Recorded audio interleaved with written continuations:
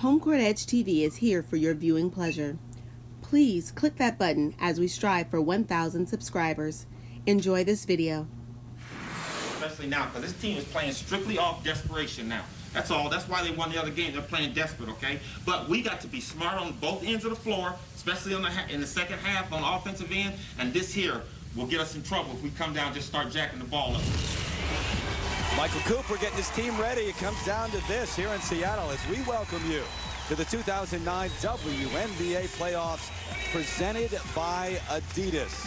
It is a decisive Game 3 here. Indiana has already moved on. So has Detroit. They will meet in the East. Phoenix taking on San Antonio. Another decisive Game 3 tomorrow night in that one in Phoenix. How did we get here? A wild finish in Game 2 on Friday night here in Key Arena. Seattle down by 4 with 13 seconds left. Look at this three by Sue Bird. And then LA trying to inbound it. They can't. The steal, Camille Little goes the other way, and it gives Seattle a 1-point lead.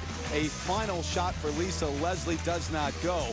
Somehow, some way, Seattle comes back to win it 75-74. So Lisa Leslie reacting to that loss, as you may think. This might be the final game of her great career. That's sickening to lose a game very similar in the same way, being at 4 with like 14-something seconds left. And we just kind of threw it all away. We kind of fell apart. I think with our schemes, even with Sue getting the 3 off, we know that they needed a 3 ball and not to let them get it off. And we just had a little miscommunication with that. So I think the good thing is that you can learn from it. And there's always tomorrow. And today is our tomorrow right now. They had a big lead in Game 1 and almost gave it away, and they did in Game 2. Glad to have you with us here for Game 3. Terry Gannon along with Carolyn Heck. Didn't think we were going to be here for a while, huh? Well, it was till 12 o'clock midnight when I found it. Well, exactly. Why are we here, though? You look at LA's lineup, and you've got names like Candace Parker, Lisa Leslie, Tina Thompson. On the other side, you've got Seattle without their best player, Lauren Jackson. What have they done to force a Game 3? Well, they forced turnovers. LA had 19 turnovers, and a lot of that had to do with Seattle's defense, mixing up when they double on the post. Sometimes they do, sometimes they don't. But, Terry, the other big difference is that young lady right there, Sue Bird, only 1 field goal in Game 1. She had 15 points in Game 2. She was just 1 for 9 in Game 1 in that loss. That Seattle made a charge in that one to come back. Check out our starting lineups. Noelle Quinn getting a start at the point guard spot today. Tina Thompson, Parker, Delisha Milton-Jones, and Lisa Leslie. And on the other side for Seattle, Tanisha Wright, Sue Bird, Camille Little, Swin Cash has been big, and Janelle Burse has got to stay out of foul trouble in the middle. She had 4 fouls quickly in that Game 1.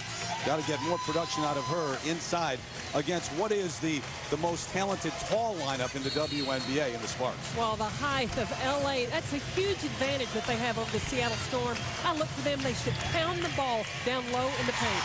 Got to expect Key Arena will be rocking this afternoon. This normally is a very loud place, and the Seattle Storm controlling the opening tip. So here we go. Tanisha Wright, guarded by Delisha Milton-Jones. They free up Bird, who had that big 3. Camille Little and Candace Parker.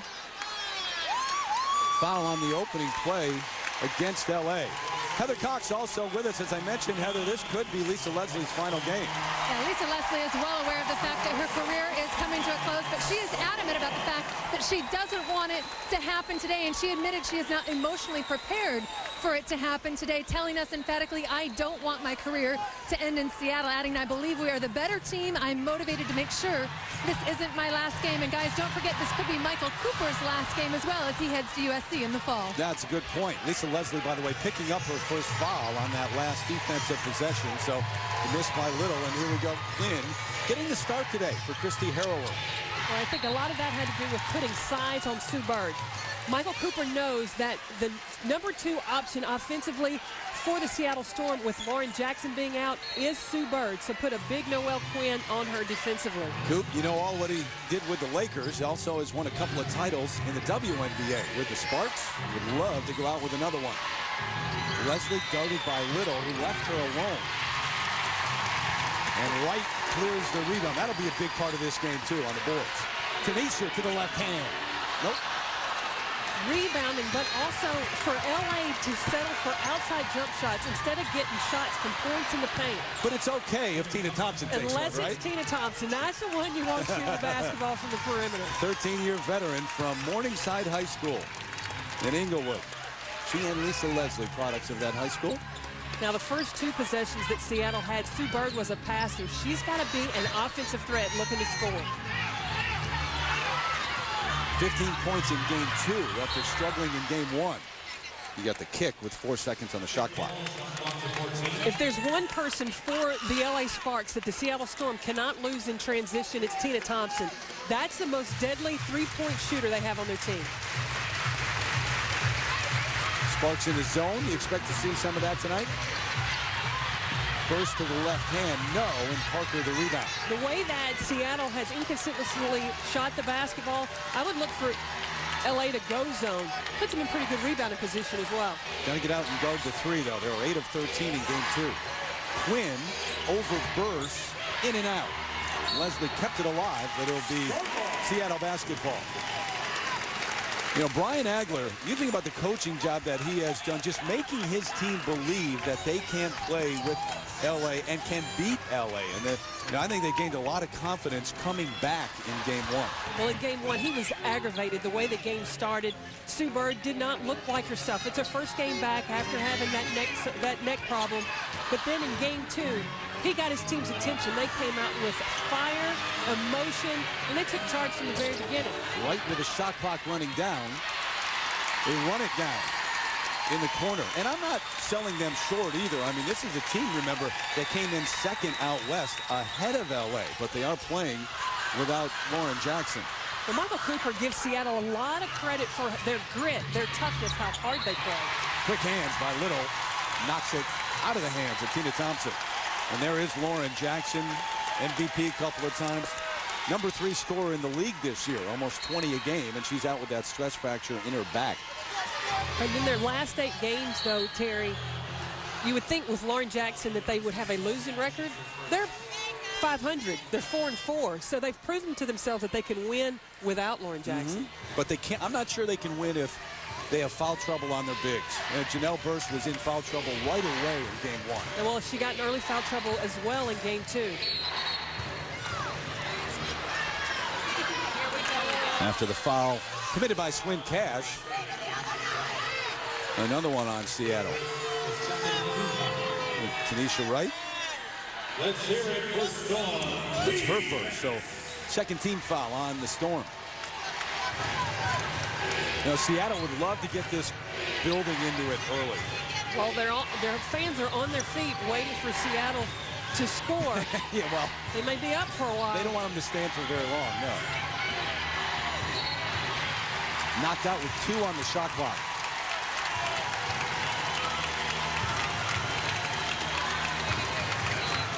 Candace Parker pointing up to the shot clock, making sure her teammates know right now.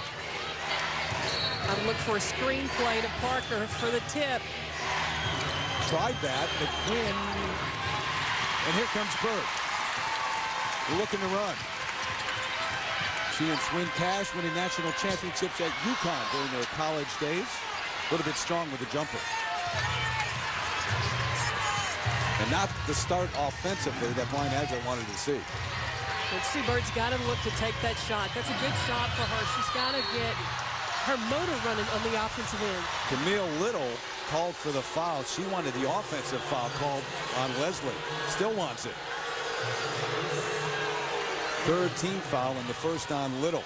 So this decisive game 3 here in Seattle. Got another one coming your way in Phoenix. San Antonio, Phoenix, ESPN 2. Tomorrow night, 10 o'clock Eastern time. Big win. Ran away with it in game 2, Phoenix did. Then Indiana, Detroit, and whoever moves on from the West on Wednesday. 8 o'clock and 10 o'clock on ESPN 2. Those games. Watch the Phoenix game, and Diana Taurasi had 20 points in the first half, Terry.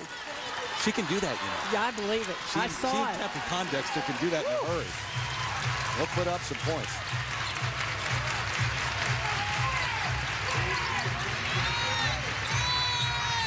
Seattle 0 for its first 7 from the floor. Cash trying to change that over Candace Parker. Swin Cash, who won a couple of titles with the shot.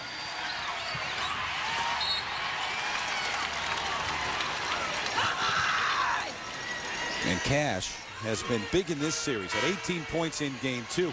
Talk about someone who's been big. Susie back to the ground. I mean, stepping out and shooting the threes. I think Michael Cooper is really conscious of what she has done more than anybody else on that Seattle team. Well, she's shooting 61%. She's 5 of 7 from the three-point line. She's 6'4" now, Terry. Her points were not coming in the paint. They're coming outside the three-point line. And you saw the graphic, averaging 15 a game, only 2 a game all year long. The officials, Kurt Walker, Denise Brooks-Clauser, and Roy Gobayan. They're going to huddle and discuss something.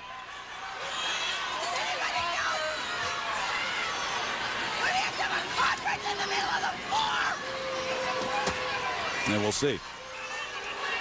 You know, we're talking about Phoenix and San Antonio. San Antonio getting that first game at home. Phoenix winning in a blowout in game 2. What do you expect to see tomorrow night? I think it's going to be a high-scoring game again. If Phoenix is able to defend San Antonio like they did in game 2. San Antonio was never really able to get into their flow. Becky Hammond was not able to be the superstar Becky Hammond that we know she can be. And Diana Taurasi, Kathy Pondexter, and Penny Taylor, they were fantastic yesterday. And then the person that was named 6th Man of the Year, and I believe Rookie of the Year, Dewana Bonner. She was spectacular.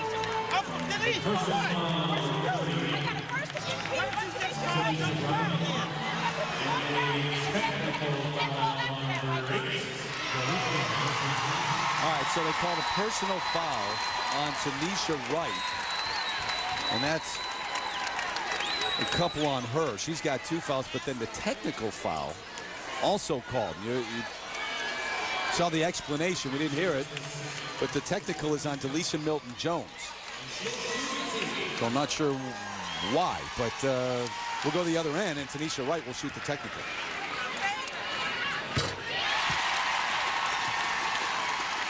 And it's 5-3.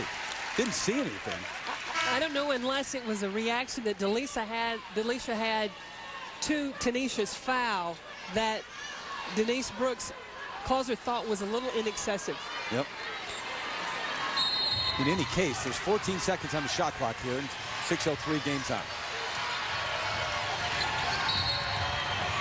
Boy, they're calling this one close to start out. Swin Cash just picked up her 2nd. And that is the 5th team foul already on Seattle at the 5:58 mark. And I saw this in both playoff games yesterday. Early on, the officiating was nitpicky. Every touch foul was called, but as the game went along, the officials allowed both teams to play. They're trying to keep it under control early, but they're in the penalty already. Already in the game. All this, Delisha Milton is jacking everybody down here that runs by, and you guys don't see a damn. You saw it once. It should be all night. It's every possession. It's already. Brian, who is also the director of player personnel here. Leslie, who does not want to close out her career today. Take a look. Well, look at this foul. Man. That's a lot of incidental contact. That's just playing basketball, in my opinion. Call that every time. We're going to be shooting a lot of free throws. It will be like game of horse. Yeah. Bird at the other end, guarded by Quinn. The Royal Quinns had a heck of a year out of UCLA. Shot clock down to 2. The fadeaway by Cash. No. And another foul underneath.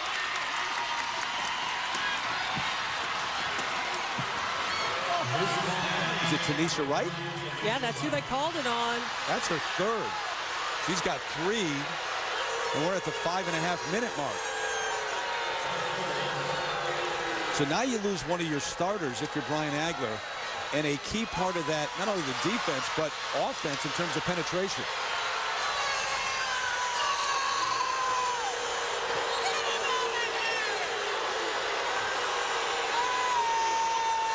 It'll be Shannon Johnson who'll come on. Now they're calling this foul on Tanisha Wright. Where? She went up to rebound the basketball. She didn't even box anybody out. Okay, so they're setting its own early in this one. I mean, they're not going to let you play right now.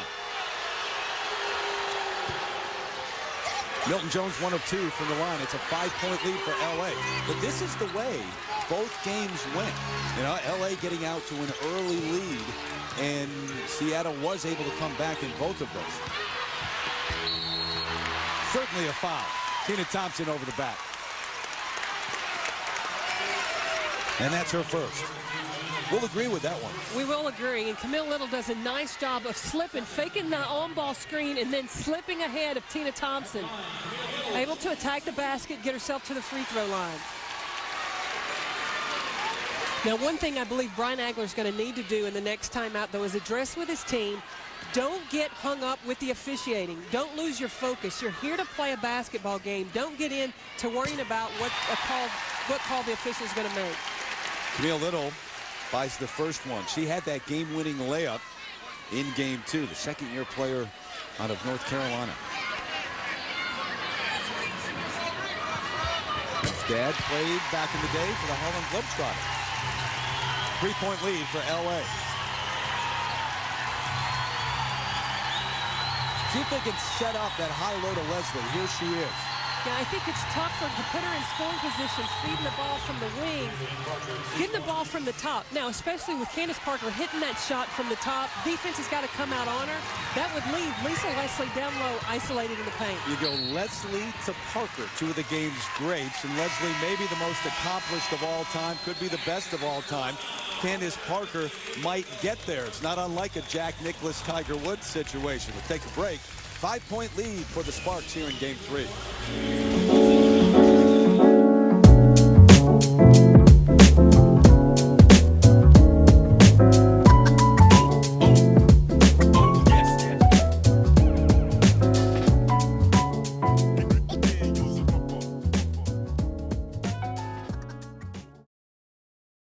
Lead over Seattle. We talked to Lisa Leslie a couple of weeks ago about her emotions. Was she emotional knowing that her career was coming to an end? She said, no, the end's really not near yet. Today it could be. How about now? No emotions yet. I just feel like at this moment my thoughts are I don't want to end my career here in Seattle. So you got to just bring it. Give it your all. You know, keep inspiring my teammates and just play hard. Stay on the boards. And I just believe that we're a better team and that we should come out with a win. And Carolyn, that's been the overriding thought. You know, you talk to the Sparks, they believe they're the better team. It's not about adjustments, X's and O's. They should just go out and play their game. Well, you look at the star power on this team. You got Tina Thompson, who led Houston to WNBA championships. Delisha Milton has won WNBA championship with the LA Sparks. Candace Parker has won national championships. With the star power, they've got to expect to be the better team. Shannon Johnson had to let it fly with the shot clock running down. It's not the shot coming out of a timeout that Brian Agler would have wanted to see. Once again, let's bring it up. Get it on the Storm defense. Yes, they do have a PA announcer here. He tries to get him revved up every chance he gets. All right, Parker guarded by Little. That's where they're trying to get the ball, and there's that battle right there. They're going to call a foul on Camille Little. Hey, listen, they've been consistent at least early on calling these fouls. They're calling all of them. It has been consistent, but it's bad TV.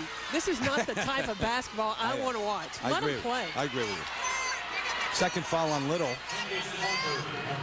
And the 7th team foul already.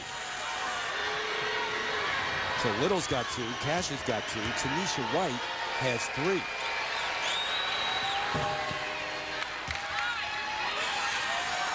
I mentioned Candace Parker could be the Tiger Woods to the Jack Nicklaus, and she's not quite as far along in her career as Tiger is right now. But you would imagine if she stays on course, she would go down as one of the greats as well. Well, she started out a rookie season as Rookie of the Year and MVP of the league. That's a pretty good start. Yep.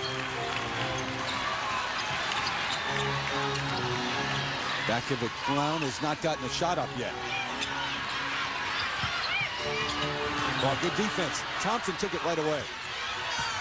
Parker on the break. Out to Leslie. He's going to pass up that shot.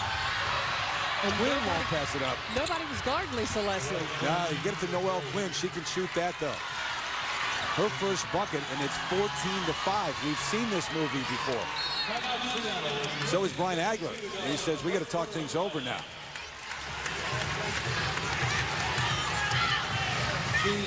We look in transition.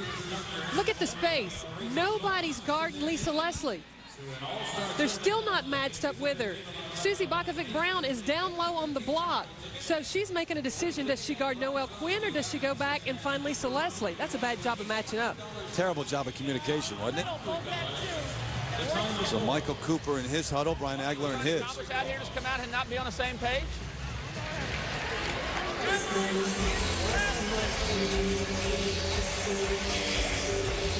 And that's what he's saying. They're not on the same page communicating. One thing. We've got caught up in these officiating, and it is what it is. We got to deal with it. But what we've got away from is attacking the rim. That's what we got away from. We get the ball one side, we pound nails in the floor.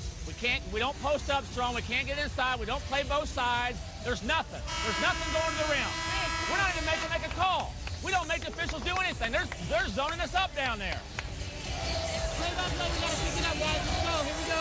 We're gonna run loop flare. Get the ball swung. If nothing on one side of the floor, get it reversed again and attack the rim. Let's go. And he makes a great point. If you're not forcing the issue, if you're not aggressive, you don't make the officials make calls at the other end. Well, we saw the graphic that came up with the foul trouble that Seattle is in. And what he did is he addressed it from the beginning. You can't get caught up in what the officials, how they're calling the game. You had a game plan. He said the Seattle Storm were supposed to be attacking the rim. They're more concerned right now of how the officials are going to call the game against them defensively. 1 of 10 so far, Seattle on the offensive end. There's a big zone defense with Lisa Leslie on top. They get a steal and she takes off. It could be a highlight. Tanisha Wright's in there with 3 fouls. Back to the ground, can shoot the 3, but she's short with this one. If anything right now, it looks like the Storm is the team that's worn out from Game 2 late Friday night, not LA. Well, I think it has an emotional effect on you when you win a game the way they did in the last seconds. Huge jubilation, but now you've got to regain your focus. Leslie with the height advantage. Quick hands, though, of Wright almost took it away. Foul over the back on the rebound going against LA. Tina Thompson picking up her second. 3rd team foul on the Sparks. For as accomplished as Lisa Leslie has been, all-time leading scorer in WNBA history. Number 2, her teammate, Tina Thompson. Tina Thompson. And there she is with the rebound. Delisa Milton-Jones, first turnover of the game for the Sparks. Pretty good. They get to the 3-minute mark and under.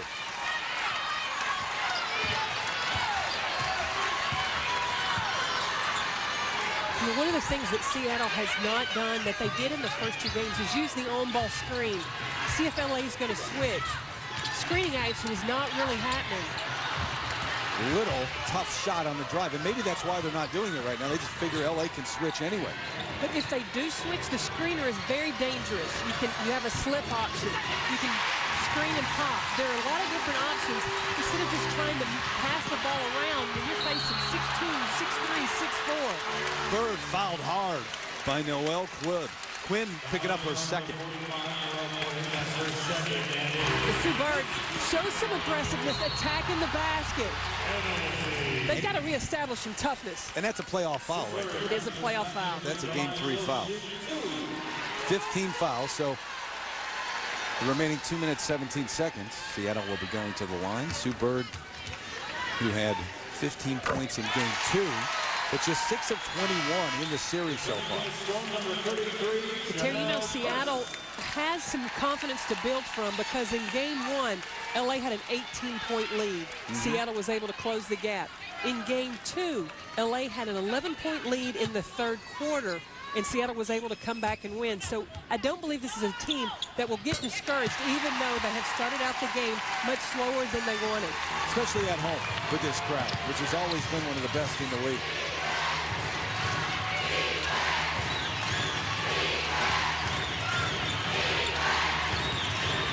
Thompson knifing down the lane off the glass and in. Great move by one of the all-time greats. Well, Tina Thompson happens to make a nice slash with Noelle Quinn from the elbow and is able to divide the defense to get in for the score. So Thompson to the line, trying to add to the 9-point lead. Reminder, cheer on your team in style. Log on to WNBAstore.com now for the largest selection of WNBA gear, including jerseys, t-shirts, and hats. Plus, receive free U.S. shipping on orders over $65. WNBAstore.com. One store, every team. Here comes Bird, the pull-up. Pretty move, pretty jumper. Wow. She elevated on that shot. And that's how she started game 2. And where Sue Bird's been the beginning of the first quarter. Stays at this end. Nope, made the wrong call initially. It will go the opposite way. Well, Noelle Quinn overplayed, thinking she's going to use the on-ball screen. Opens up Sue Bird to her left. She's able to find the bottom of the basket. Throughout her career, she has gradually become more of a... She could always do it at UConn and beyond, but on this level, they always kind of wanted her to look to score a little bit more and more. Here she is again, 2 in a row. And a lot of that came from Brian Agler. Sue Bird with 6, pulling the Storm within 6. Thompson. Leslie in traffic, the bucket, and the foul.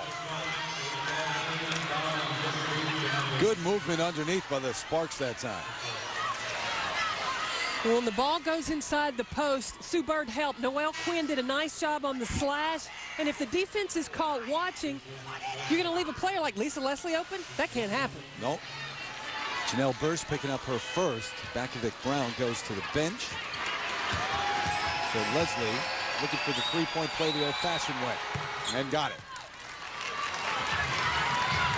Lisa with 7 in the game. No, she hasn't had the best of series. And it hasn't been a Lisa Leslie type series. Just 8 of 24 coming into this game. She was disappointed in her field goal percentage after game 1. But, you know, she's a player that attracts a lot of attention. A lot of times double teams. Parker the foul, the first on Candace. And Seattle getting back into what they really wanted to do, get some penetration and force the issue here. Well, Brian Agler recognized that LA has the ability to get to the rim with the height and size of Leslie, Parker, Delisha Milton-Jones. And he said, this Seattle Storm team, we have to be able to do the same thing, but we've got to do it in a different way. And he's looking for penetration from Swin Cash, from Tanisha Wright, from Sue Bird. That's how he wants his team to get to the rim. Ashley Robinson on for the Storm, and former Storm star Betty Lennox on for the Sparks. She was the MVP back in the finals that year when Seattle won it, 2004. Leslie takes a seat at the end of the first here.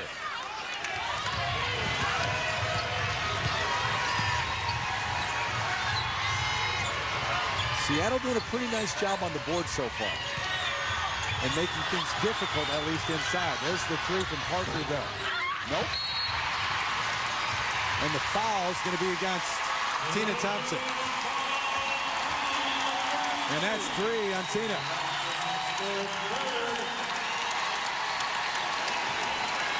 Terry, watch Swin Cash. She is determined to get this rebound. This is an area where they've got to try to equal the playing field and crash in the boards. You watch Swin Cash. She goes up and grabs it. She says, Tina Thompson, this is my ball. You saw Lisa Leslie on the bench, as Michael Cooper said, get back in there. She went, what, already? To go in. Yeah. Thompson's got 3, and now she comes back in. And Tina's been big in the series. She has been huge, especially with the poor field goal percentage by Lisa Leslie and Candace Parker. It's been Tina Thompson who's had to carry the load. See what Michael Cooper does with her with those 3 fouls now. We look ahead to the second. past the free throw, and it's a 7-point lead. Heather will have a chat with Michael Cooper in just a bit.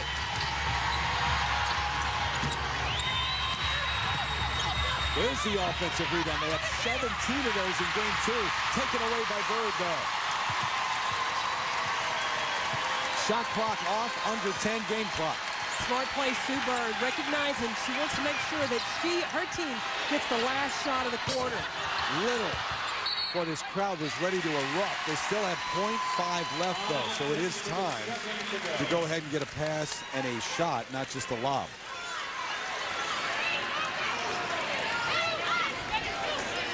And remember how much LA worked on the out of bounds. Well, they don't run it here. And it's right with a desperation fadeaway 3 at the buzzer. So Michael Cooper's squad out to a good start. Again, a 7-point lead, but he wants to make sure that for the Sparks today, there is a sense of urgency. Get real physical now, so come on, be play strong.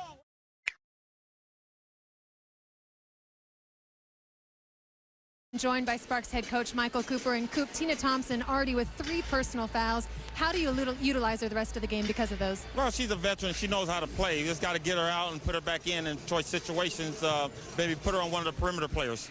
And Lisa Leslie, admittedly not happy with her play in this series, shooting 33% from the field. How do you put her in positions to be a little bit more effective in this game? Well, we try to get her down the low post, but they're double teaming her. She's going to have to be a decoy for a moment and make others around like she always has better. Just have to pass the ball and pick and choose when she can score. Coach, thank you. Thank you. All right, Heather, Lisa Leslie, by the way, just 1 of 4 so far. And the Sparks shot 33% in that first quarter, and yet they lead by 7. Why? Because Seattle shot 18%. It's not been a work of art so far. Is it offense or good defense? Well, I think the defense for LA against the Seattle Storm, the high. Tanisha Wright is 0 for 5. Right, the takeaway. Playing with 3 fouls, lost it out of bounds. You know, the other aspect, too, I think the way the game was called in the first quarter, neither team was able to get in any rhythm offensively. I would agree with that 100%. So Michael Cooper in his final year. He'll be heading just down the road from Staples Center to the Galen Center to take over for the Trojans, who were upset, by the way, yesterday, right here in Seattle by Washington football field. Lennox rattles it home. Betty has made a lot of shots in this building. Well, she's instant offense. She had 17 points in game 2. And we talked about this. Betty Lennox hasn't seen a shot I don't believe she doesn't like. Never. Which is good. When you're a shooter, you're supposed to be ready and be thinking one thing. Lennox guarding Bird, trying to keep her from getting the ball. Shot clock under 5. Little, the spin. Tough shot. 3 defenders on her. Camille Little, the second-year player from North Carolina.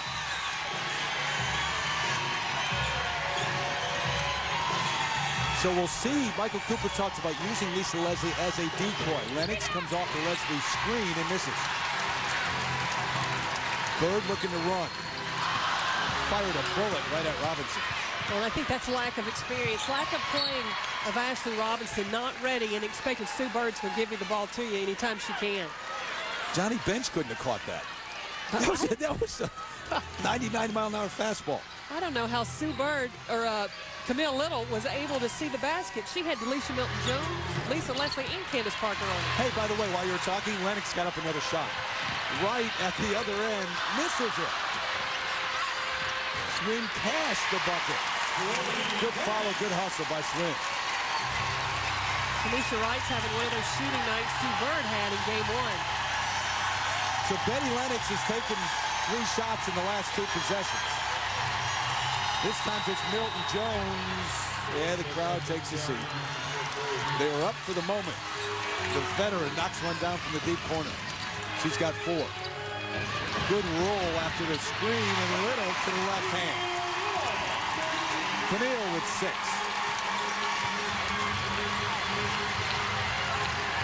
Christy Harrower The 7th-year point guard out of Australia set to check in for Michael Cooper. There's that high-low. That's a tough pass. That can't get there. 4 turnovers on the Sparks. Seattle did a nice job of spacing. You see where the lane is wide open now for Camille Little to slice down the middle. Easy layup. And it goes right back to what you mentioned in the first quarter, having those on-the-ball screens and making L.A. make that decision on the screener. Well, you know, it may be part of the strategy of Brian Agler. He didn't start the game with using screens, so then the defense relaxes and gets comfortable. If you start the game, they communicate, they get used to switching screens, it could be a long night. Didn't communicate in game 2 on that final Sue Bird 3. Off the screen. Foul away from the ball. Lisa Leslie thinks that it's on Seattle. But the officials don't, and that's what counts. They're going to call it on Lisa Leslie, and maybe she was just trying to influence the officials a little bit, huh? I think that was a little bit of a sales job. Second foul on Lisa. Yeah, she was all the way down at the other end at the free throw line. Robinson out, back at the ground, back in for Seattle. Susie, number 9 from Australia, played a number of years ago for the Storm and just came back for his 2nd year. So they get the ball inside and force another foul. That's what Brian Agler's really looking to do, and Parker picking up her 2nd. Well, Brian Agler talked about ways to get to the rim, and one of the players he's depending on to do that is Swin Cash. She's got to be aggressive in attack. If she doesn't get the bucket, at least get herself to the free throw line.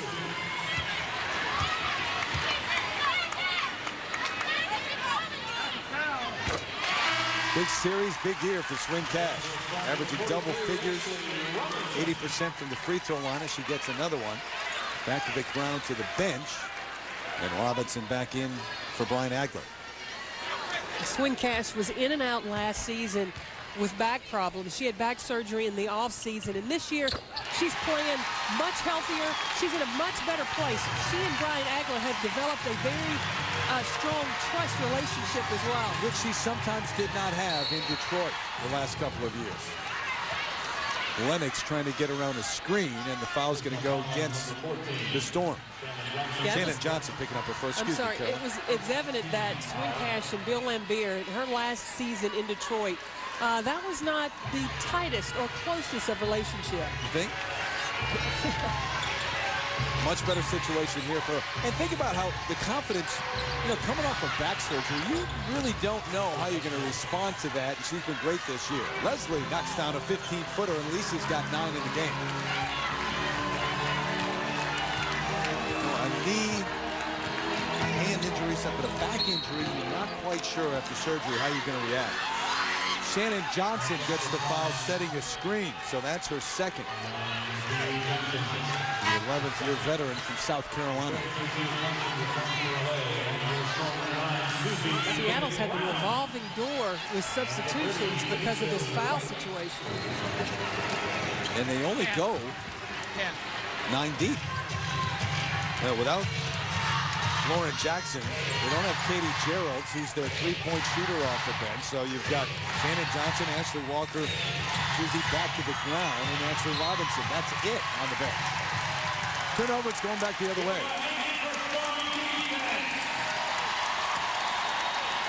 7th turnover by the Sparks.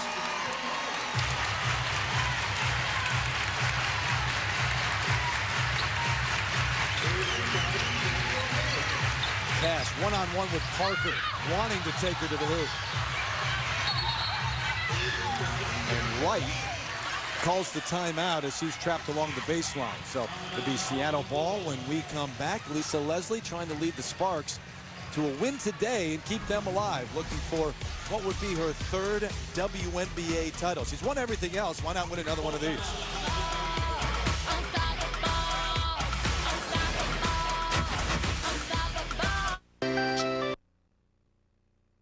Inspiring and creating positive change. 7-point lead for the Sparks here on the road in a decisive game 3, 28-21. Brian Agler in the huddle here. We may. I'm sorry? I know, Will. Yeah, go. Yeah, Tina and Ben. And Lisa Leslie at the other end talking to her troops.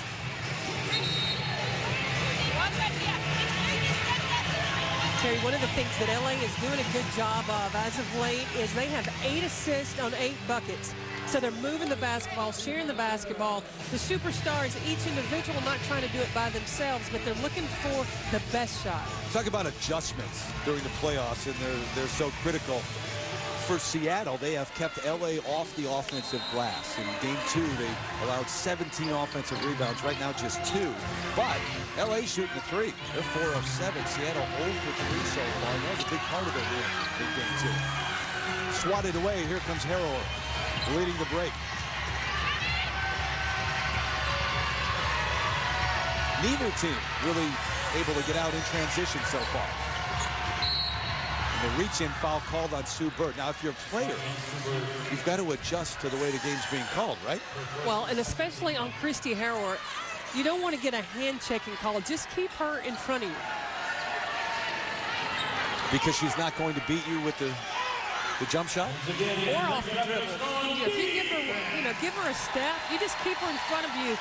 Make her think about some things, but I wouldn't worry too much about her being an offensive threat. Yeah.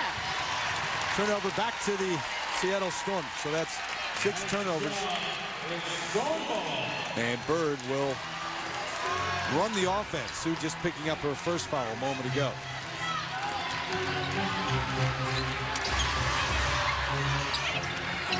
Lennox guarding Bird. Here's Wright with those 3 fouls along the baseline. Nowhere to go. And an offensive foul. And that will be 4 on Tanisha Wright. She's having a tough night.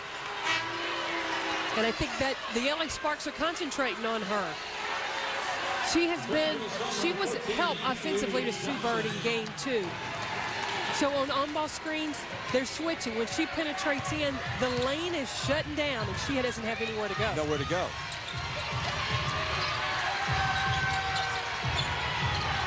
Parker, there's the double. Bird coming over to help as they swing it. Leslie takes that step, slotted away from behind, and now the foul is going to be on, I believe, Lisa Leslie. On the reach, and that's 3 on her. Denise Brooks-Klauser saw it as when Lisa Leslie lost the ball, she grabbed Swin Cass's jersey and gets whistled for the foul. And she did. So 3 on Leslie, 3 on Tina Thompson. Well, as we say as a coach, film don't lie. True enough. Statistics do sometimes, but not film, right? So Leslie and Thompson in the game, both with 3 fouls. Michael Cooper's playing that. Parker. And 1. How about that move? How'd she get that to go in? I don't know. Back to Vic Brown, the foul, but Candace wasn't even looking at the hoop. She goes in. Her back is turned to the basket. She's able to finish. Oh, what a great move. That's the future of the WNBA. Right there. Back to Vic Brown, picking up her second. The Parker, you mentioned, the first ever MVP and Rookie of the Year. Now playing in her second playoff run. And with more on her, here's Heather. Well, don't forget, after watching plays like that, you tend to forget that she actually had a baby at the beginning of the season and admitted to me she's finally playing at the condition she's comfortable with. She said, now it's all about working on my mental and physical toughness. But Coach Cooper said Candace Parker is the reason we're in the playoffs, and Lisa Leslie doing everything she can in these last games, trying to pass on her work ethic, really pass it down to Candace Parker. Yeah, complete difference, Heather, between the first half of the season and the second half for the Sparks. They were 8-13 at one point. They've won 10 of their last 13 in the regular season to make that run. And Parker, who will go to the line now, fouled by Johnson, was a big part of that, just playing back into shape. Well, one of the things Lisa Leslie talked about when Candace Parker came in as a rookie is she wanted to pass on that work ethic. She had a plan to do that in the preseason, but because, as Heather talked about, she was off on maternity leave, it's kind of been training on the job. So now she's learning that work ethic as the season is going on.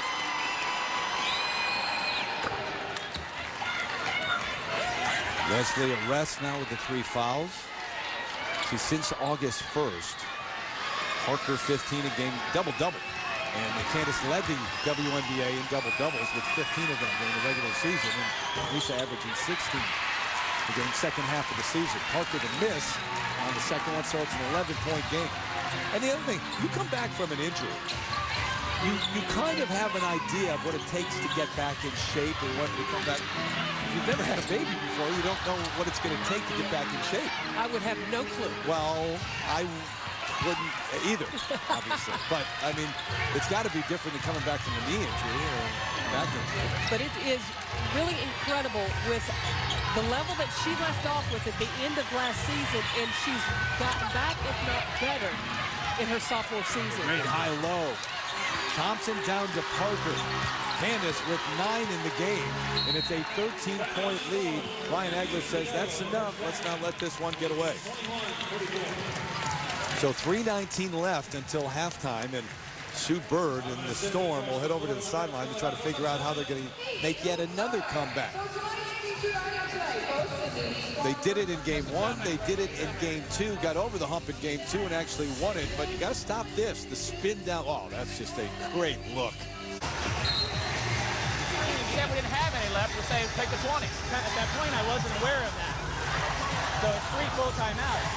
We didn't ask for a timeout. We stood that whole time out because we thought it was we saw them. Come on. All right, so the microphone was just turned off so that we can't listen in. And what Brian Agler, well, Heather's got more on this. Heather, what do you got? Well, what I've been told is that they are concerned that the Seattle Storm has called too many timeouts. You get your 2 fulls, you get your 2 20s. They are concerned that Seattle has called 3 fulls. I'll let you know what they decide in a moment. Well, you heard Brian Agler and Sue Bird say we called a 20. You said we didn't have any, so we went to a full. We wanted a 20. So now they're going to call the technical foul.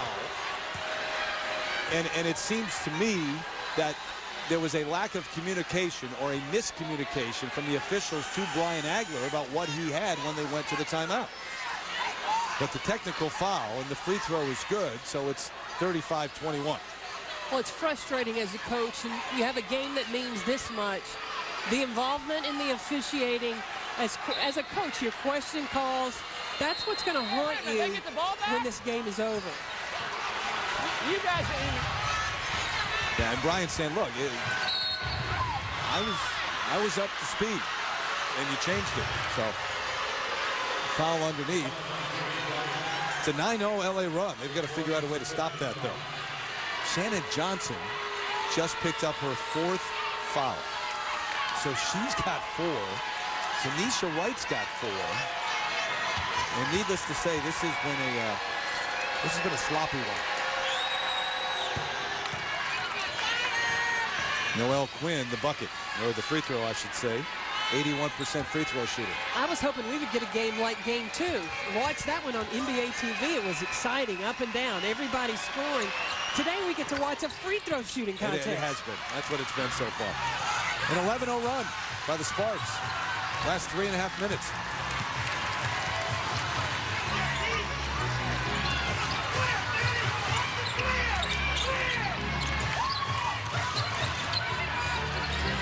Bird tried to get it to Little. Now they do get it to Camille. Guarded by Thompson, who's got the fouls. They should go at him. Bird, that shot was changed by Milton Jones in the shot clock violation. So you got Tina Thompson on the floor with 3 fouls. Brian Agler, I got to believe.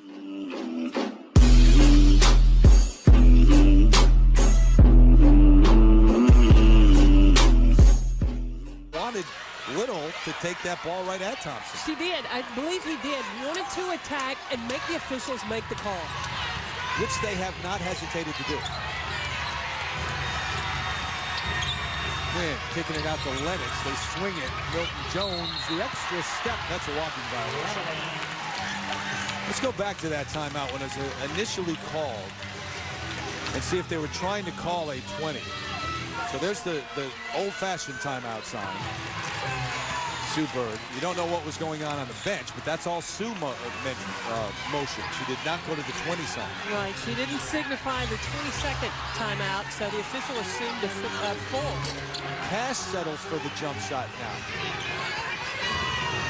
And Brian Agler doesn't look happy about it. His whole game plan was attacking the rim. Skip pass to Betty. Lennox, tough shot. She'll go to the line. Well, if they get Shannon Johnson, no, they don't. It's going to be back to the ground. That's 3 on her. I was going to say Shannon's got 4 fouls.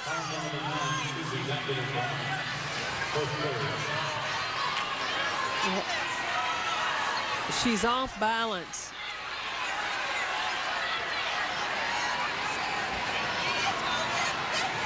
Oh. Is she wobbly? That'll smart. And Betty is going to find her way to the free throw line, but I'm not sure. Now they're going to talk about it to give her a little break first. So we're told it's a 20. We'll see if it really is. Well, Michael Cooper took this one. Now we go. They're making it a full. So we're good now. 16-point lead for LA. It's been a run over the last 3.5 minutes to take this lead. They're still working on Betty Lennox.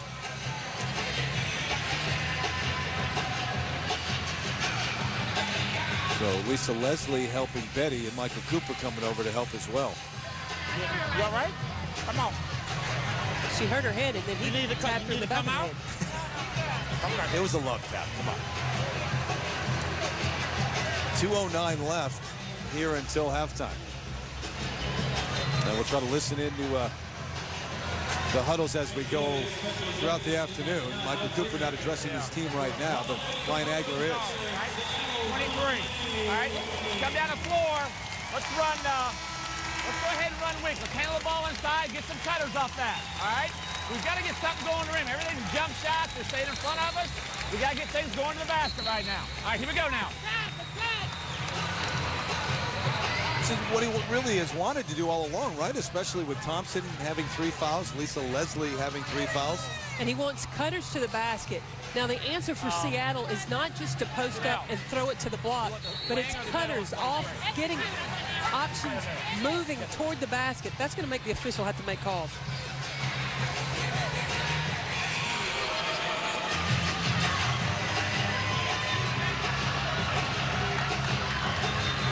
This game has had so many stoppages in play in the first half here that the crowd, which was very much into it, has kind of settled in the last 5 minutes or so.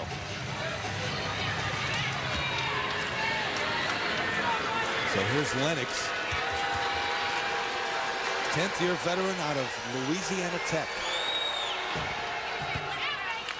And Betty, an 89% free throw shooter. Now, Betty Lennox was a great pickup for the LA Sparks as well. She led the Eastern Conference in scoring last season when she was with Atlanta. Speaking of Atlanta, I know they were eliminated, but what a great turnaround. That's a terrific story, isn't it? And Angel McCaultrey, another candidate for Rookie of the Year, really stepped up big with Shamiqua Holtzpaw being out with that knee. Yep. Cash does take it to the hoop, can't get the roll, but she'll go to the line. So Delisha Milton-Jones trying to body her up. Every time Swin Cash has made that aggressive move, she's ended up at the free throw line where she's been able to score. First foul on Milton-Jones, 4th team foul. Swin trying to get to double figures.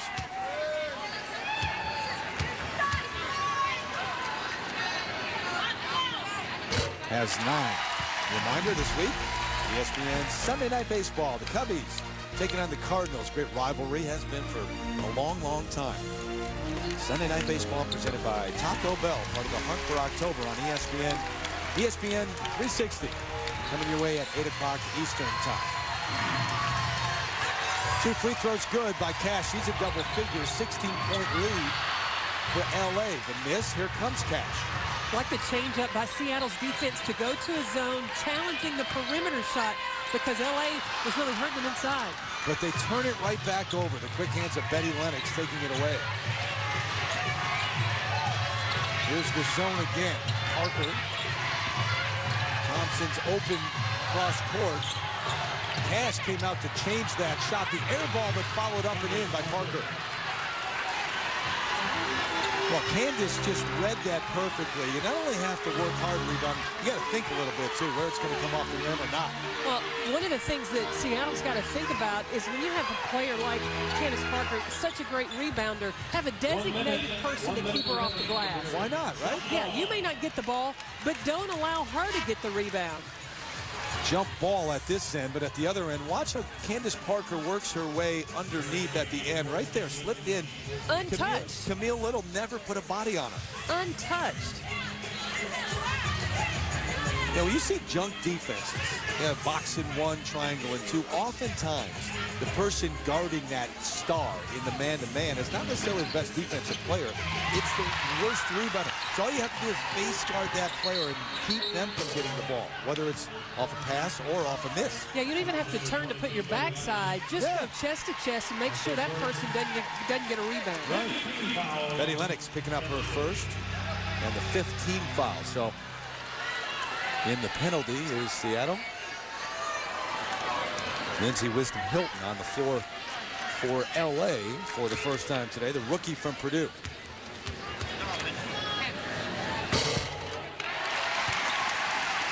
And Sue Bird, an 85% free throw shooter, usually doesn't touch iron, but that one did go in.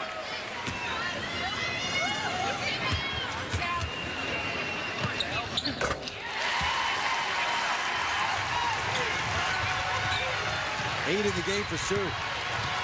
But the lead is 16 for LA.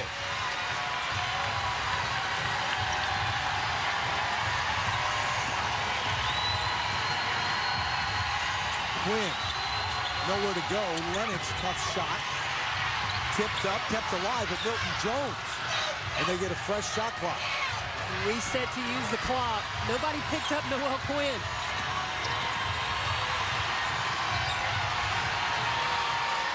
Parker one-on-one. That's a tough assignment. Back to the ground, though, gets the better end of it this time. Shot clock is off. The Storm can hold. Under 10. I'd say give the ball to Swin Cash. She's been able to make it happen down the stretch in the second quarter. Back to the ground, running one-hander on the baseline. Not the shot that Brian Agler wanted to end the first. On that last possession, talking to her, any idea what's gone wrong? She said she pulled her groin, which I'm not sure if she got hit in it or if she heard a pop, so we have to find out more when they go in the locker room. Lisa, this is the first time that you've taken the court since announcing retirement, that you've known it could be your last game. Because of that knowledge, how's that changed your perspective while playing today? Oh, it's very urgent. You know, this is a very important game. We're hungry. We're not happy with the way we lost the game the last time. We've been crashing the boards and just trying to make sure that they're one and done and really taking care of the ball. Hopefully our turnovers will be down this game. We just got to dominate. But, you know, that's the first half. It's over. We got to come back out with the same energy as if we have 25 points, and we got to get this win. We'll let you get to the locker room. Right, Thanks, Lisa. thank you. Terry? All right, Heather, thank you very much. A reminder, take a look at this first. Lisa's not going to the locker room. Yes, she is. Finally going to go. What happened here? Doesn't look to be any contact.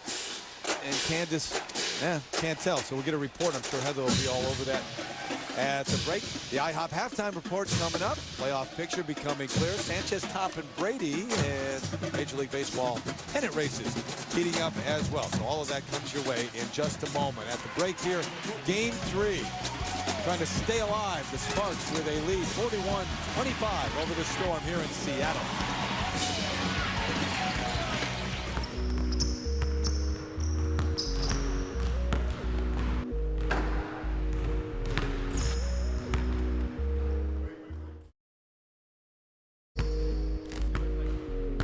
Did win Game 2, but now it's make a run or you're done. 41-25 at the half. LA with the lead. Terry Gannon back with Carolyn Peck. What has LA done so well to get this lead? Well, they've done a nice job using their height. See, what Seattle has done is try to attack the rim, but you look at what LA has. When you have Noelle Quinn at 6 feet and Candace Parker at 6'4", Tanisha Wright's got to recognize Swin Cash is wide open down low on the baseline. Kick the ball out. Don't make it any tougher than it needs to be. Then Tanisha Wright penetrates to the basket. Now she beats her defender, but then here comes Candace Parker, 6'4", and a wingspan of almost a 7-footer. Hey, she couldn't see the basket, not over Candace Parker. And Seattle's really struggled just trying to get good shots. I mean, they're 6 of 30 so far in the game. Just 20% from the floor. Bird with 8, Cash 10, and Little 6. You saw Candace Parker shaking up on that final play. Heather, how is she? Well, she was in an obvious amount of pain at the end of the half and in the locker room, but Courtney Watson, the athletic trainer, has told me they've diagnosed her with a mild left hip flexor sprain. They stretched it, iced it, gave her some heat and a wrap for compression, and she did participate in a full warm-up, and as you can see, she's out on the court ready to start the second half. Plans to play the rest of the game, guys. All right, 20 minutes deciding game 3 and the series tied up at a game apiece. LA won game 1 back at Staples Center, and Seattle stole game 2 on a final inbounds pass that was taken away and the layup. So here we are, game 3. Quinn opens up the second half. Noel knocks down the jumper. You know, Michael Cooper talked about Lisa Leslie may have to be the decoy. Ball went inside to Lisa Leslie, and 2 defenders came over to help for the Seattle Storm. Quinn has 7 in the game. Remember, she got the start today. Christy Harrower had been starting. She swats this one away from Bird. Little set shot from the corner, and Noel the rebound. So she's got a bucket, a block, and a rebound in the first, I don't know, 20 seconds or so. Only 1 possession. Parker set the screen. Tina Thompson with the 3 fouls. Lisa Leslie also with 3. Kicks it out to the deep corner. Leslie's got to let it fly with 3 on the shot clock, and Bird comes down with the rebound. Can Seattle get out and get some things in transition here? Well, what they're going to have to do is control the glass in order to run. Cash batted away off of back to the ground. So it'll be LA basketball. She disagrees. And the 10th turnover on Seattle. Unless they can get out and get some easy ones, though, that, going against that tall defense. You mentioned the wingspan of some of the Parker, and Lisa Leslie, Milton Jones. That's difficult. Well, one of the things that you would look for Seattle to possibly try to do is to create some transition off turnovers. Pick up the defensive intensity, not necessarily just off the shot. In traffic, the bucket down low. Lisa Leslie, the turnaround. She's thinking more and more as they extend this lead that it will not be her final game. Back to the ground to knock down the 3, though. She's proven that early in this series. Maybe she needed Candace Parker to come out to guard her in order to get her shot to fall down. That was defended. That it was. Yeah. Taken away by Cash. That's a turnover I'm talking about that could create some easy transition baskets for Seattle. And get the building back into it. These fans just waiting for something to stand and cheer about. They've got it right now. So the 16-point lead at the break. They've taken 1 off of that. It's a 15-point lead, but some momentum now for the Storm.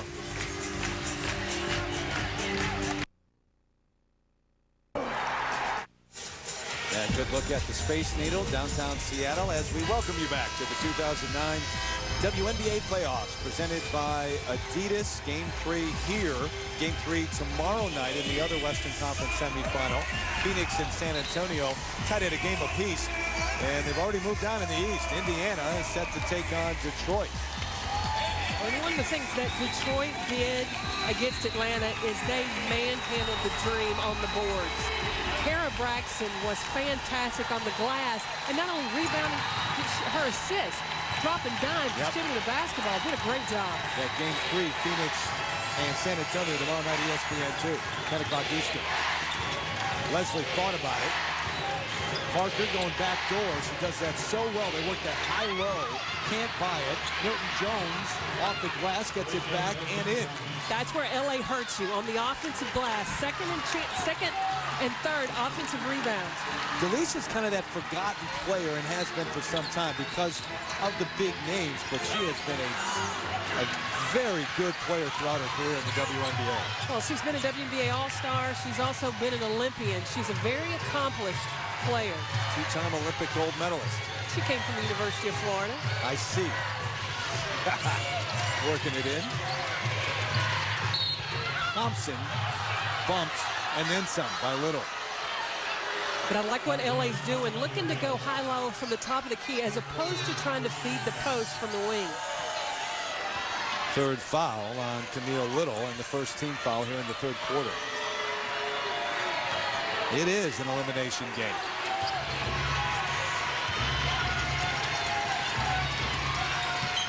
Western Finals would start Wednesday.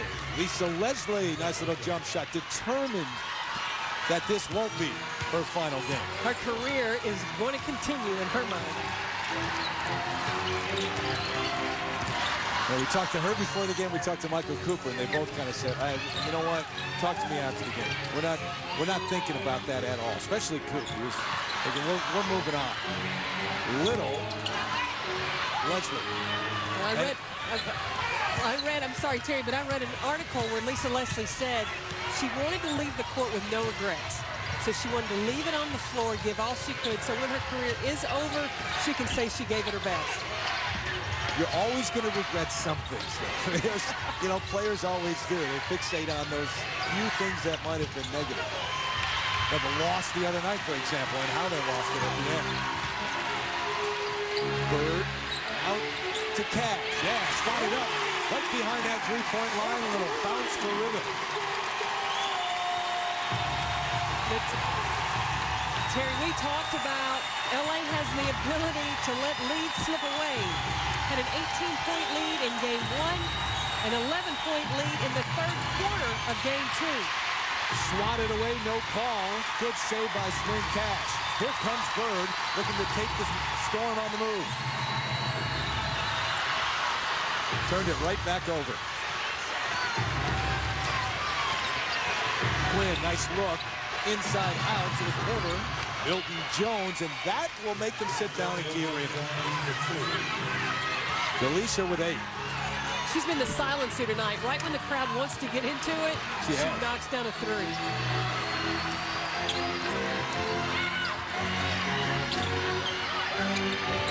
Right over that long wingspan of Candace Parker. Delisha, her first bucket. Tanisha Wright's got to pick up her offense. She had a horrific first half, first 2 quarters. Yeah, 4 fouls in the first half. Quinn, the bucket, the foul. And they'll wipe the basket off. It's an offensive foul. And that's the third on Quinn. Well, Camille Little rotates over. The Seattle Storm call that a green line defense, similar to what Sacramento talked about, white line defense. I just call it old-fashioned help defense. Yeah, right. It's fundamental basketball. Bird picked up the pivot foot. Well, they just... Seems like it's been the story of this game. Every chance that Brian Agler's club has had to maybe capitalize on some momentum, and they turn it over. Tanisha Wright's got her hands full trying to guard Tina Thompson in the paint. Thompson lost it. Leslie Cash to the deck. It'll be a jump ball. Hey, you don't know how this series would be different if Lauren Jackson were on the floor, but it certainly would. Well, that's 19 points a game that's sitting over there on the sideline. And a veteran, a leader. How about it, Heather? Well, talking to her before the game, guys, and she is desperate for this team to win because she wants more than anything to try to practice tomorrow so that she could play in the Western Conference Finals should her Seattle Storm make it. As we mentioned in the first half, she's got that stress fracture in her back. Head coach Brian Agler has left the decision up to her, but has said you need to wait. You're at the peak of your career. Don't come back too early. But Lauren Jackson, very emotional after the Game 1 loss, desperately wants to get back on the floor to help her team play. Yeah, Brian Agler, before Game 1, said, look, there's no way, not in the first series. She's not going to play in this series, but if we should move on, we'll wait and see. Nice dish to Little from Bird, and she can't make the layup. And you can't make the comeback. That was a beautiful dish by Sue Bird. Milton Jones can't get it back. Here comes Bird on the run. Right Back to Vic Brown. Will she let it go? Yep. Over Parker. Had to toss that high in the air. Get it over Candace Parker. And Michael Cooper's just content to walk it up now. The clock's on his side. Just want to execute, not make any unnecessary turnovers. The Seattle Storm field goal percentage is going to be adjusted, especially with the shot blocking ability. Look at that reach. Susie Bakovic-Brown has to look over, trying to score over Candace Parker. And Parker coming out like that knows that she can't go by her, doesn't have the quickness. Lisa Leslie will pick up the foul, and that's 4 on Leslie.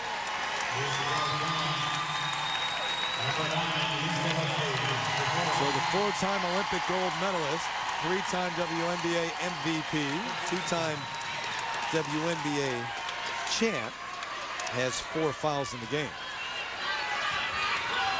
The list of her accomplishments can go on and on and on. She's the all-time career leader in points in playoff games, rebounds in playoff games. Go on. And blocks Go on. in playoff Yes. games. Just about all the major categories. Cash. Yep, took the extra step a little too quickly. Trying to move around Candace Parker. 13 turnovers now for Seattle. Smith's going to argue that, but there's no question about it. Well, LA really has taken on the mantra that Seattle did. Seattle was able to score off LA's turnovers. Today, it's LA that's scoring off of Seattle's turnovers. Yeah, 16 points in the game off the turnovers for the Sparks. Graham to the baseline, right past Vic Brown. And that's what you give up with her on the floor. If she's got a guard on the perimeter, I mean, that's a tough assignment. Bird slices through the double. And the jumper's up and good.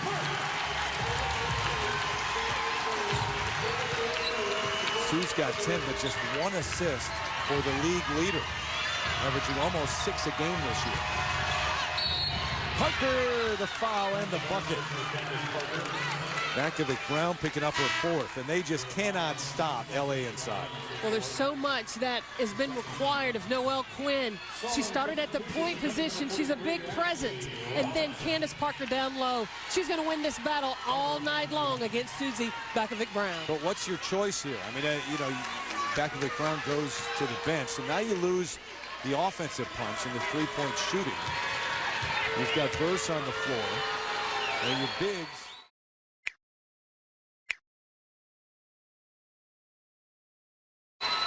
Take your pick. You've got to guard not only Parker, but Lisa Leslie and Tina Thompson, too. You've got your hands full. Right. We talked about before the game the star power that they have, and why is it that they don't just dominate? Well, the question mark has been the point guard position. Yep. Well, Noelle Quinn started at the point today, and they look like a much better team. There's a 3 from Sue Bird. 16-point deficit. You're right. That's been the big question mark with LA throughout. Once they got healthy, Parker was back. Leslie was back after missing all those games at the start of the season. And Thompson off the glass and in. She's got 9 in the game. They have needed someone to bring it all together, to distribute, make sure the right person gets the ball at the right time. And maybe that's starting to develop now with Quinn. Well, and assistant coach Marion Stanley talked about established roles. You have so many great players trying to understand what's the best pass, and we see them sharing the basketball right there. They've learned their roles. Sparks basketball now. They're up by 20. And making it look easy. Well, I think LA is at their best when they're moving the basketball around, not trying to do it one-on-one. Little of a contested miss. Parker, the tough rebound. And there's the height advantage. I mean, you come over to help. Most teams don't have then another big player to crash the glass. LA does. Leslie kept it alive. So you got to let her shoot, right? Oh, she's going to give it up. Should have shot. Well, I thought Candace Parker could have left the block vacant, let Lisa Leslie go off the dribble. Bird, the legs may be a little tired right now. That ball was well short. And there were no white jerseys in the paint for the rebound.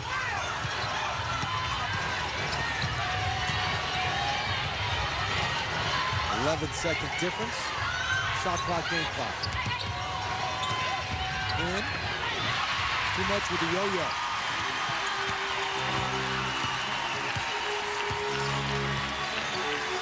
And Bird will take the final one here. Scoop shot, no. Leslie came over to help. And that will do it. Here in the third, it's been all LA. They led by 16 at halftime, and now as we head to the fourth, the lead is 20, trying to advance to the Western Conference Finals with a win on the road for Seattle now as we head to the fourth. What is it? Well, they've got to create some offense from their defense. They've got to try pressing, try to force some turnovers by LA, because LA's going to be patient and just execute their offense. Yeah, extend maybe even some full court pressure. You can't turn it over like that against the zone, though. I mean, it's not even a pressure defense there. Well, it's a huge zone, and what LA was not going to allow Seattle to do was get into the paint and force the perimeter shot. Fifth foul on Tanisha Wright over the back. So the pressure, though, is, I mean, that's not what he's looking for in terms of pressure. He's looking for, some on-ball pressure, some doubles. Right, some just on-ball steals, not deflecting the pass. Thompson operates over Janelle Burst, halfway down and out. And this is an opportunity where Seattle's got to run. Sue Bird on the bench to start the fourth. Cash one-on-one, and Lisa Leslie comes over. They can call it on Leslie or Parker. We'll see. Well, that's the other thing that Seattle can do is start scoring points when the clock is stopped by getting themselves to the free throw line. Candace Parker picking up her third. With a hip flexor that she suffered on the final play of the first half, she has not taken a seat. She's up there playing now in the second half. So good sign for LA there. Cash buys the first one. And Betty Lennox will come on, and Candace will take a seat now. You know, Terry, with it being the fourth quarter, look for Seattle to possibly, with this lineup, go with a press situation. As soon as you score, pressure on the ball, see if you can create an opportunity quick. Yeah, I think you're right. Here it is. Johnson. Well, it's not a full court press. No, and Shannon Johnson has the ability to pressure Christy Harrell.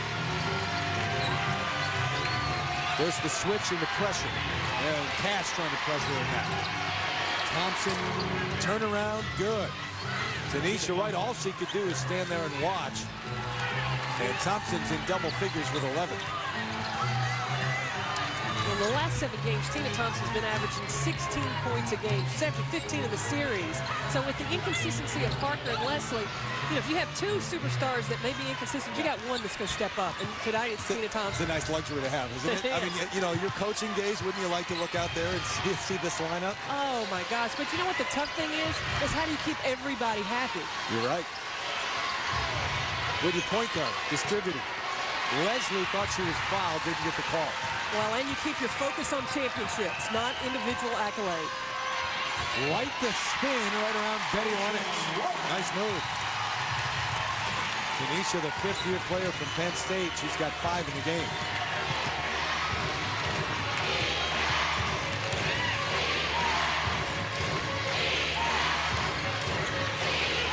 LA's going to work the clock. Under 5 on the shot clock. The scramble, here comes Swin Cash. Throws it to the 3rd row. And the 16th turnover by the Storm. But that's indicative of what has gone on for Brian Agler tonight. Well, and Swin Cash would have been much better off, instead of trying to pass ahead, to keep it and go to the basket, because she's getting herself to the free throw line. And you got to know who's ahead of you, too. When Janelle Burst to make that catch on the run, that's not what she's going to do well. That's asking for a turnover to happen. Right? Milton Jones off the heel. And Johnson. So you got 7.5 minutes to make a run here. It'll be yet another year where the Storm has been eliminated in the first round. They won it back in 2004 and been eliminated in the first round every year since. Betty Lennox was a part of the championship run, and now she's trying to send them packing. One thing, though, Michael Cooper has to take a look at is even though with LA scoring, the transition defense, you've got to stay in playoff mentality. It's not just about winning this game, but habit forming as you progress and proceed in the playoffs. Pass gathered, the miss, the scramble. Somebody's going to get hurt. They blow the whistle. It'll be a jump ball. LA's largest lead, unless this turns around quickly. This will continue. Look at the last 4 years. And 2 of the 4 years, they were eliminated by the LA Sparks. And the same is true back in 2002 as well. So this would be the 4th time that the Sparks would have eliminated Seattle from the playoffs.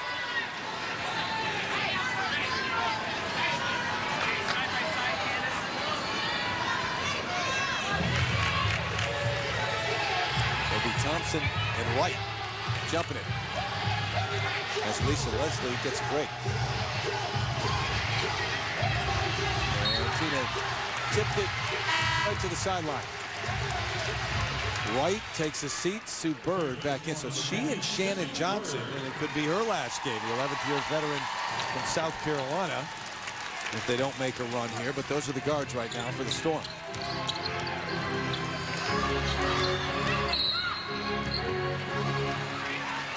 Foul on the Sparks. And it's on Lennox trying to get around the screen.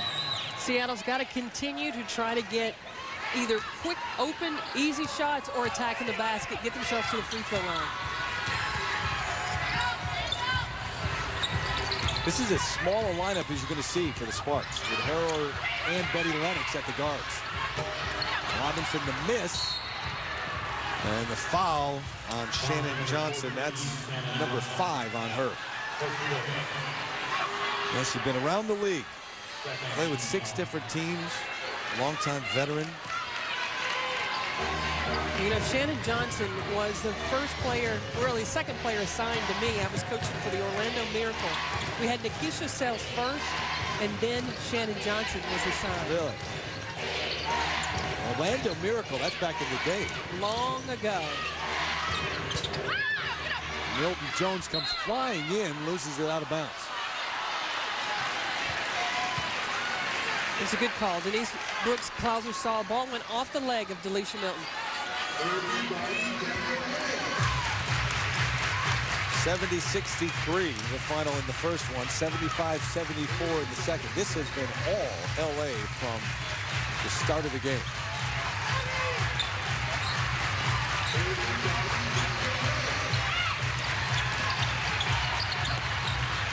How did Bird get that one through? Back to Brown. Can't shoot that and does. And at the other end, contact as Shannon Johnson goes to the deck quickly. They call it on Harrower. Christy Harrower tangled up with Shannon Johnson. So it's the second on Christy. We'll get a break. Under 6 minutes to go here. Game 3 out west, LA in control. ESPN's presentation of the WNBA playoffs is brought to you by Adidas. Impossible is nothing. And IHOP. IHOP's gone NFL. Try the All-Pro lineup only at IHOP. Come hungry, leave happy. Closing out game 3 in this West Coast semifinal. Tomorrow night, it's San Antonio and Phoenix, game 3.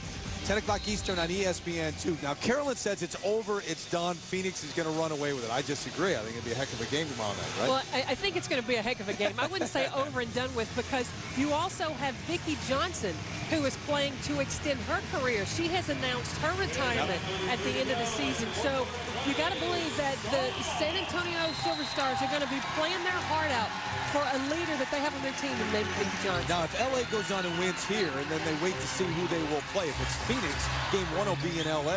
If it's San Antonio, it's the other way around. Game 1 will be in San Antonio. Right. Quick bucket, and it's 65-49. Seattle saying, hey, we're not done yet. We got 5.5 minutes here. Now, I'm not counting San Antonio out, but if LA wins today, I'm going to go ahead and fly to LA and sit and wait and find out if I need to go to San Antonio. As if you haven't already counted it then. Delisha Milton-Jones, the jumper. Oh, listen to you. You're giving it to Phoenix tomorrow night. They're going to hear that. You know, it's going to be tons of locker room material for San Antonio, and I have great respect for Dan Hughes.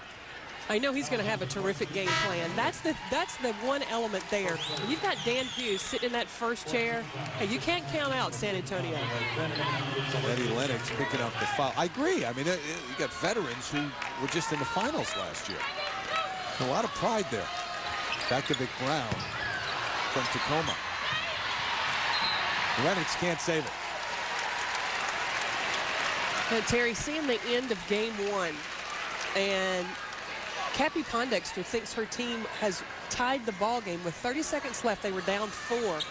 And then to end the game, Penny Taylor hits a 3, and Cappie Pondexter celebrated. She thought the game was tied.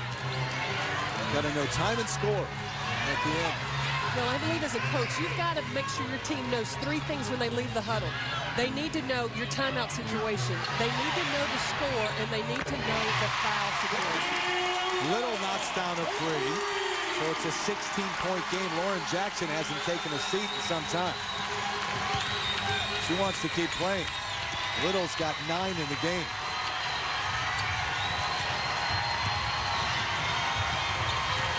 Quinn looking for something as they switch around those screens. Lennox, the step-back jumper, off balance, and Betty can't save it. So 4 minutes and 14 seconds left for Sue Bird and the Storm to come back here. And Michael Cooper's telling Betty Lennox, calm down, settle down. I don't know if Betty Lennox has that in her. Settle down? Yeah. No, she doesn't. Watched her for some time. She doesn't. Johnson with those 5 fouls. Right around Lennox to the right hand off the glass and in. 14-point game.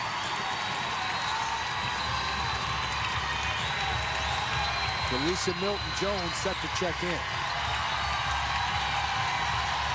Crowd sensing a little comeback here. Parker, nobody there as Bird tried for the steal. Now, what was Sue going to do anyway if she doesn't try for the steal? Once the ball came into Candace Parker there's not too much anybody can do one-on-one against Candace Parker.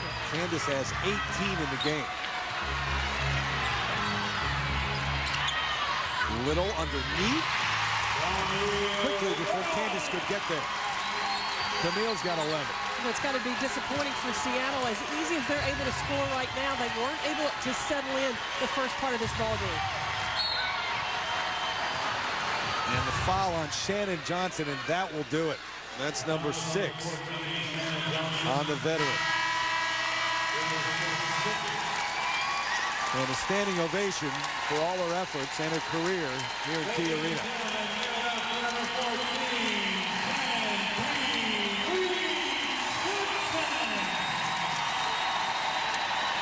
Shannon Johnson started her professional career playing for Brian Agler in the ABL. Got a long time history together. I know she has great respect for him, and it's, I'm sure, an honor for her to play her last professional career game for Brian Agler. And it's another player who only knows one speed. She plays hard all the time. Foul on Little. And on Camille, that'll be her 4th. So under 3 minutes to go inside Key Arena. Seattle not quite done yet, but it's slipping away.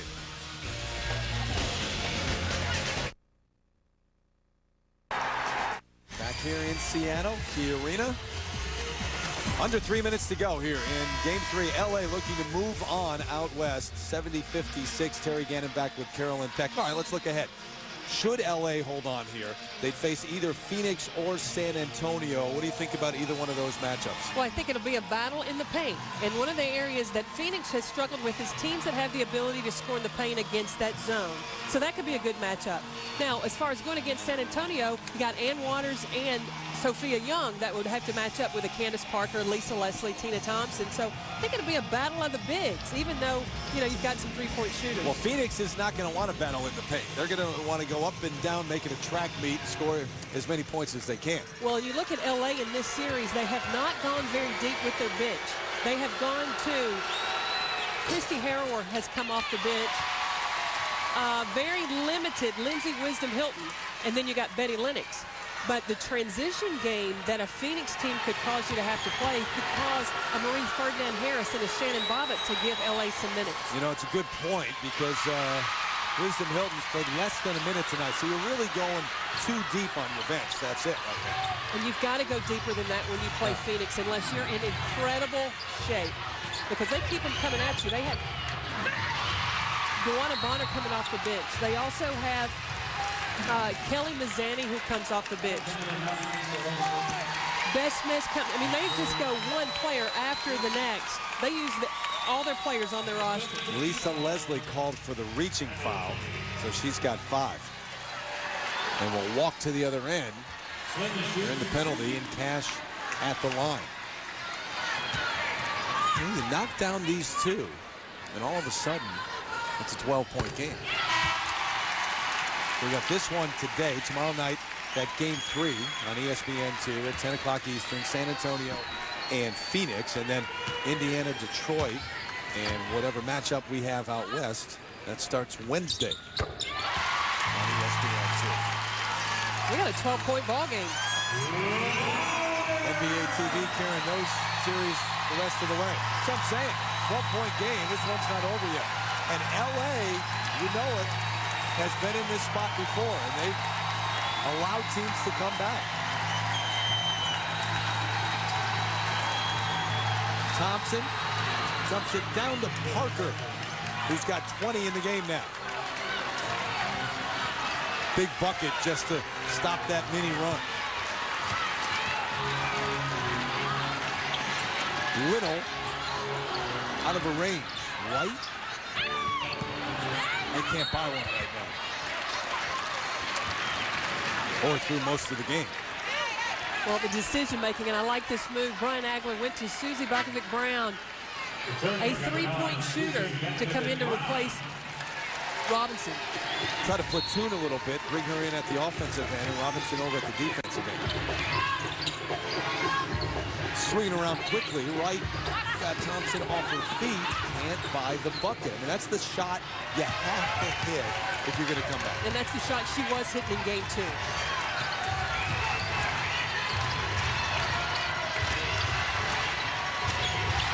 White's just 2 of 11 in the game. Left-handed jump hook from Parker. Everybody hits the ground. No call. Here comes Bird. Sue does not have numbers here. White scoops it up and in on the reverse. The lead is 12 again. But you're nearing the minute mark now as they scramble and get the steal. Here's Bird. She had to walk.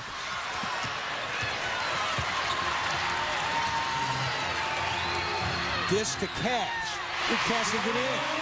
At the minute mark now, it's a 10-point game. Swin Cash with 21. Bird on the reach. They get it across. And Swin Cash commits the foul.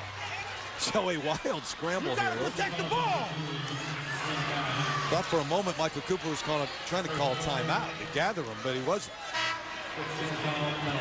So they're in the penalty now. The 15th foul.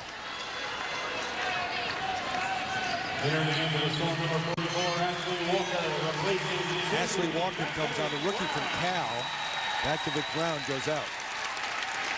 And Thompson to the line.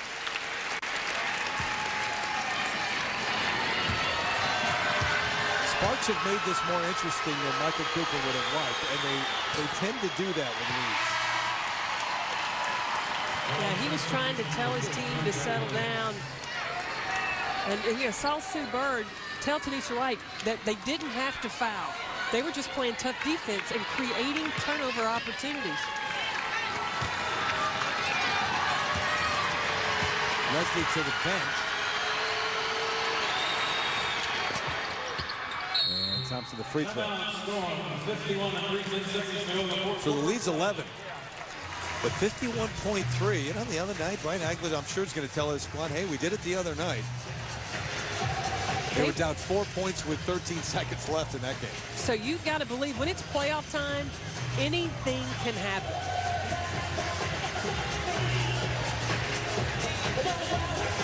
Bird is out. So we can go 5. Pick and roll. Just switch it. I don't care if you all know. Lisa Leslie talking to her teammates, and Michael Cooper talking to his assistant coaches outside the huddle right now. Candace Parker with a big game here in game 3. 20 points, 8 of 15, so close to another double-double, 20 and 8. Thompson, who's had a big series, has 12 in the game, and Lisa Leslie with 13. I believe Candace Parker's gone 8 games in a row with a double-double, and she was 1 or 2 rebounds shy in game 2 to keep that streak going. It's incredible with Candace Parker being out on maternity leave. When she comes back in, she leads the league in rebound average per game. Somebody telling him? She just comes right in, takes over, cleaning the glass. Hey, let's go, Spark. Let's go. See if they score. You got it out. We got a gang of timeouts. So the Storm out of full timeouts, but a couple of 20s left. And Michael Cooper has plenty, as he said. So back they come. Tina Thompson, Candace Parker, Noelle Quinn, Delisha Milton-Jones, and Betty Lennox. And the Storm with Ashley Walker, Swin Cash, Camille Little, Tanisha White, and Sue Bird. 51 seconds to make some magic happen.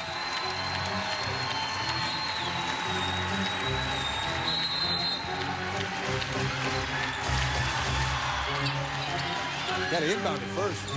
Finally do. Trying to set up Bird off that screen. Quinn shadowed it well, but Bird gets the shot anyway in the lane. The lead is 9. Try for the steal and then go ahead and start fouling. Yeah, you have to. Tipped out by Little. That might have been the most contact Little's had all day, and she got away with it. She wasn't called for the foul that time.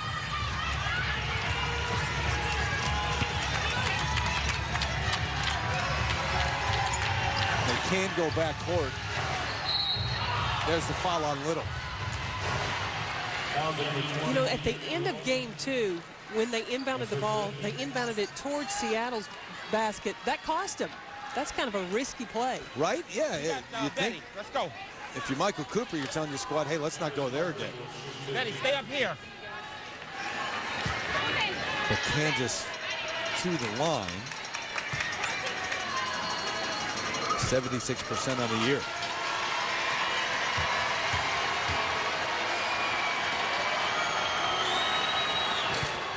And here's what you're talking about in game 2. Well, yeah, Noelle Quinn inbounds the ball back towards Seattle's basket.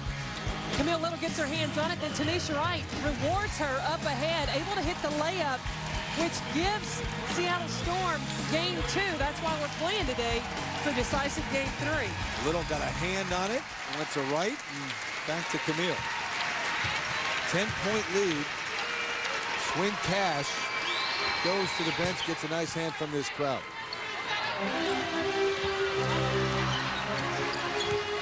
Wright taking some time coming up the floor. And they turn it back over to LA. So Sue Bird, Swin Cash, Ryan Agler saying, hey, let's get a nice ovation for these two players. And he brings them out. Two of the best in the league, but coming up short today. I'm a little surprised that they came out this early. When it's playoffs, anything can happen. 11-point lead. Agler deciding that's it. And they're not going to foul here on this possession. So Milton-Jones letting it fly and 12.2 left. So LA is going to move on. NHRA Carolinas Nationals coming your way next. So make sure you keep it right here if you're tuning in for that. Los Angeles will watch the game tomorrow night, 10 o'clock Eastern time on ESPN2. Phoenix and San Antonio to see who they will meet in the next round out west. I think LA is going to take a look at how well they shared the basketball and opportunities they provided for themselves, even out of double teams on Parker and Lisa Leslie. Michael Cooper told us before the game, hey, Pat Riley says you win championships on the road, and that's what they have done, at least this series on the road. They come into Key Arena and win Game 3 decisively, too. I mean, never really was a game. They took it to them right from the start, 75-64 the final, and the Sparks are moving on out west. Well, one of the things that the LA Sparks consistently did throughout this first series is rebound the basketball. And that's going to be key as they advance, whether it's against San Antonio or Phoenix. So Lisa Leslie's saying, well, I'll get more questions in the next round about it possibly being my final game in what has been a great career. Heather? Thanks so much. Joined by Candace Parker. Candace, the last play of that first half, we saw you go down with a hip flexor injury. How much did it affect you in the second half? Oh, not at all. We have a great trainer, so she iced and got me a heat pack at halftime and was able to bounce back. What kind of sense of urgency does this team feel to get it done and continue playing for Lisa Leslie? Well, we always make things hard. You know, we can never do things the easy way, so we knew we were going to go Game 3 here. Seattle's a great team. I think we feel a huge sense of urgency with this being smooth last year and then also with us being without a championship for so long. Congratulations on the win. LA awaits the San Antonio Phoenix winner, guys. Yes, they do, Heather, and you heard if it's San Antonio, LA will, but they'll be tough to beat. They're playing well. 75-64. LA moves on. Hey guys, my name is Kayla Padilla. I'm a sophomore guard at the University of Pennsylvania. Been training with HomeCourtEdge for almost 10 years now. Please make sure to like this video, subscribe, turn on notifications, and follow us on all of HC's social media channels, and stay tuned for our journey.